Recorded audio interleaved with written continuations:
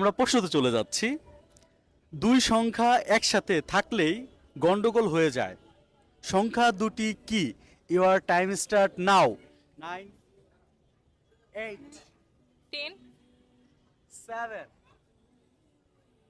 6 69 5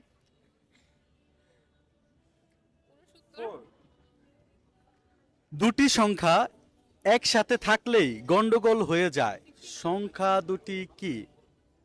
69 69 ওটা দুইটা তো 6 9 দুটা উল্টাপাল্টা দেখা যায়। 69 বা 69।